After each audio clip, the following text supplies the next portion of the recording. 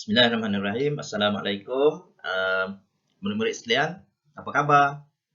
Kita berjumpa lagi untuk sesi yang seterusnya iaitu Sains tahun 3. Dan pada hari ini kita akan bincangkan tajuk yang baru iaitu Unit 5, Tumbuh-tumbuhan.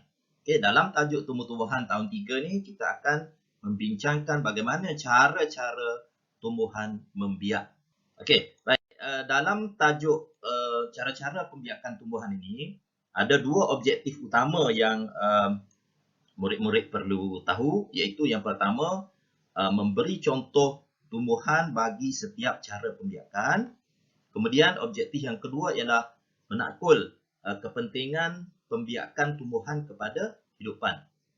Walau bagaimanapun, bagi sesi pada kali ini, kita cuma akan bincangkan objektif yang pertama sahaja dulu, iaitu kamu dapat memberi contoh tumbuhan bagi setiap cara pembiakan. Untuk objektif yang kedua, kita akan bincangkan pada video sesi akan datang.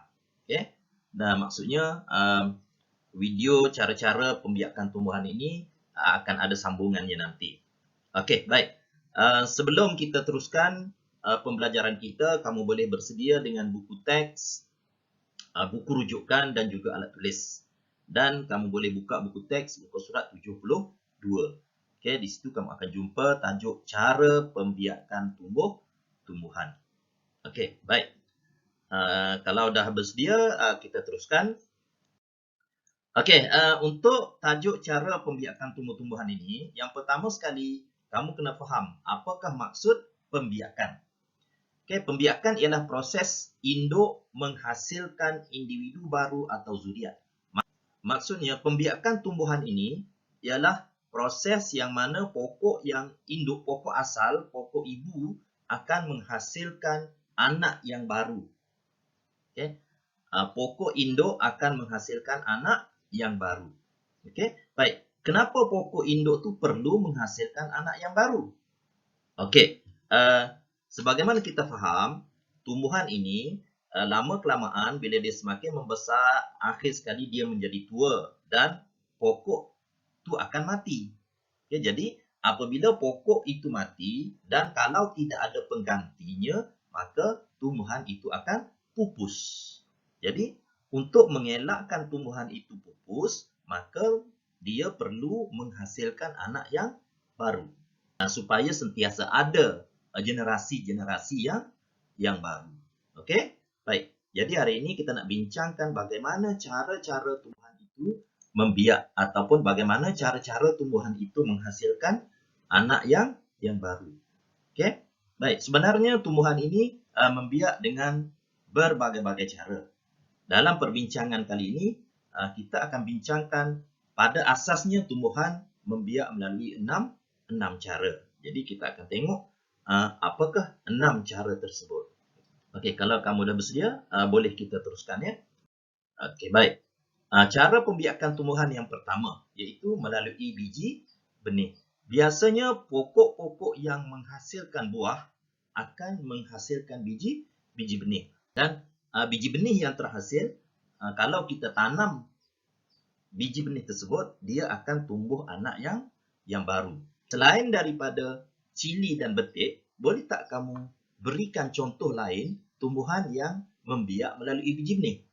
Contohnya pokok durian, pokok rambutan, mangga dan banyak lagi. Dan kebanyakan tumbuhan yang berbuah akan membiak melalui cara biji benih. Cara yang kedua pembiakan tumbuhan iaitu melalui anak pokok. Baik, sesetengah tumbuhan akan menghasilkan anak pokok yang tumbuh di sekeliling pokok induk tersebut. Contohnya pokok pisang. Kalau kamu tengok pokok pisang, kamu akan dapati ada anak kecil yang tumbuh di tepi pokok yang besar. Pokok yang kecil tersebut dipanggil anak pokok. Dan kalau kita asingkan anak pokok tersebut dan ditanam di tempat lain, maka dia akan jadi satu pokok pisang yang baru. Baik, selain daripada pokok pisang, kita ada juga pokok keladi. Jadi pokok keladi juga dapat menghasilkan anak yang tumbuh di tepi pokok induk. Dan anak yang tumbuh itu akan membesar menjadi pokok yang baru. Okey, selain daripada pokok pisang dan pokok keladi, ada tak pokok lain yang juga menghasilkan anak pokok? Ya, contoh lain ialah pokok bulu. Okey. Jadi itu adalah cara yang kedua bagaimana tumbuhan membiak, iaitu melalui menghasilkan anak pokok. Baik, cara pembiakan tumbuhan yang ketiga ialah batang bawah tanah. Batang bawah tanah bermaksud bahagian tumbuhan itu ditanam di dalam tanah dan di setiap bahagian itu akan tumbuh anak yang baru. Okey, cuba tengok contoh. Cikgu ada kentang di sini. Okey, kalau awak biasa tengok ubi kentang, okey, pada ubinya terdapat lubang-lubang kecil pada bahagian kentang tersebut. Dan kalau kita tanam kentang ini di dalam tanah, okey, di setiap lubang ini akan tumbuh anak pokok yang baru. Jadi keseluruhan ubi kentang ini dinamakan batang bawah tanah. Okey.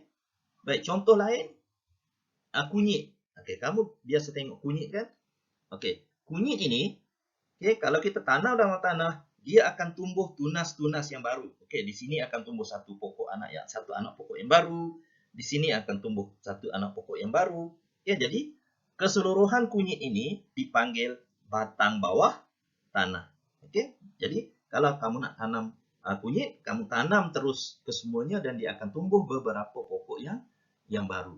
Okey, ini dipanggil batang bawah tanah. Okey, contoh lain kalau kita tengok di sini ialah bawang, lengkuas, okey, halia, ubi keledek dan sebagainya. Okey, jadi terdapat juga beberapa jenis tumbuhan yang boleh membiak melalui batang bawah tanah. Okey, cara pembiakan tumbuhan yang keempat ialah spora. Sesetengah tumbuhan yang tidak berbunga akan menghasilkan spora. Okey, biasanya spora ni ialah biji benih yang terletak di bawah daun sesuatu tumbuhan. Contohnya pokok paku pakis. Okey, pokok paku pakis ni kalau kita tengok di bawah daun dia terdapat biji-biji berwarna perang, dan biji-biji berwarna perang itu dinamakan spora. Dan apabila spora ini dah tua, dia akan ditiup oleh angin dan jatuh. Okey. Dan apabila dia jatuh di atas tanah, dia akan tumbuh pokok yang baru melalui spora tersebut. Okey, selain daripada paku pakis, tumbuhan yang membiak melalui spora juga ialah contohnya ialah cendawan. Okey, cendawan di bawah topi cendawan itu terdapat spora. Jadi apabila spora itu telah matang, maka dia akan jatuh dan tumbuh anak yang baru. Okay. Biasanya tumbuhan yang membiak melalui spora ini ialah tumbuhan-tumbuhan yang tidak berbunga. Okey, baik. Kemudian cara pembiakan tumbuhan yang kelima ialah keratan batang. Okey, terdapat sesetengah tumbuhan kita boleh tanam tumbuhan tersebut dengan cara memotong batangnya dan menanam di dalam tanah. Okey, contoh ubi kayu. Okey. Batang ubi kayu, kalau kita potong batang ubi kayu tersebut dan kita tanam ke dalam tanah, lama-kelamaan akan tumbuh tunas yang baru, okay, di tepi batang tersebut. Okay, jadi cara pembiakan ubi kayu ialah dengan cara keratan batang. Okay. Contoh lain, pokok bunga kertas. Okay. Pokok bunga kertas, kalau kita nak tanam pokok bunga kertas, kita boleh potong sebahagian daripada ranting pokok bunga kertas tersebut dan kita tanam ke dalam tanah dan dia akan menghasilkan anak yang baru. Okey, baik. Selain daripada ubi kayu dan bunga kertas, apa lagi tumbuhan yang membiak melalui keratan batang yang kamu biasa tengok? Okey. Ya, pokok tebu. Okey, pokok tebu juga boleh ditanam menggunakan keratan batang. Okey? Baik. Dan cara yang keenam tumbuhan membiak ialah melalui daun. Okey? Melalui daun ni ada dua, iaitu satu melalui keratan daun. Ada sesetengah tumbuhan kita boleh potong daunnya dan kita tanam dalam tanah. Okey? Dan daripada keratan daun yang kita tanam itu akan menghasilkan pokok yang baru. Contoh lidah jin ataupun lidah buaya ataupun aloe vera. Ini kita boleh potong daun. Contoh pokok aloe vera, kita boleh potong daunnya dan kita boleh tanam di dalam tanah dan dia akan tumbuh pokok aloe vera yang baru. Selain daripada pokok lidah jin ataupun aloe vera, pokok setawar juga dapat membiak melalui daun. Pokok setawar ni di tepi daun dia mempunyai gigi-gigi. Jadi di tepi-tepi gigi itu akan tumbuh anak yang baru. Di celah-celah lengkuk daun itu akan tumbuh anak yang baru. Dan anak tersebut akan jatuh ke atas tanah dan akan menghasilkan anak yang baru. Menghasilkan pokok setawar yang baru. Jadi itu adalah contoh tumbuhan yang membiak melalui daun. Kita telah pun membincangkan tentang 6 cara pembiakan tumbuhan. Cuba kita isikan gambar ini dengan cara pembiakan yang betul bagi tumbuhan-tumbuhan tersebut. Yang pertama, cuba kita tengok, ini daun setawar. Daun setawar, kalau kita tengok di sini ada anak tumbuh di tepi daun ini.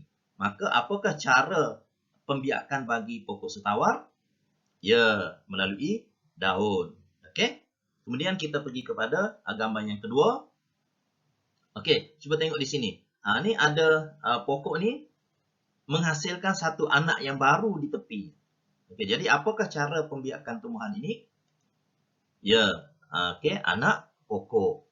Ini adalah contoh, gambar yang ketiga adalah contoh daun paku pakis. Paku pakis membiak melalui spora. Kemudian gambar yang keempat ialah gambar pokok kunyit. Kalau kita tengok di sini, di bawah pokok kunyit ini dalam tanah ni terdapat batang yang panjang di sini. Jadi kunyit membiak melalui batang bawah tanah. Kemudian gambar yang kelima, tumbuhan ini tumbuh daripada bijinya. Maka cara pembiakannya ialah biji benih. Dan akhir sekali, gambar yang keenam iaitu gambar pokok ubi kayu. Apakah cara pembiakan bagi ubi kayu? Ya, melalui keratan batang. Jadi kita telah bincangkan 6 cara pembiakan tumbuhan. Kita juga telah melihat contoh-contoh tumbuhan bagi setiap cara pembiakannya. Cikgu harap kamu dapat ingat cara-cara pembiakan tumbuhan tersebut dan juga dapat uraikan contoh-contoh bagi setiap cara pembiakan. Dan jangan lupa untuk jawab soalan dalam buku aktiviti muka surat 45 dan 46. Dan untuk sambungan bagi tajuk ini, kita akan bincangkan lagi dalam siri yang kedua akan datang. Jadi cikgu harap kamu dapat ingat 6 cara pembiakan tumbuhan dan juga contoh-contoh bagi cara-cara pembiakan tersebut. Kita jumpa lagi pada sesi akan datang. Assalamualaikum warahmatullahi wabarakatuh. Terima kasih.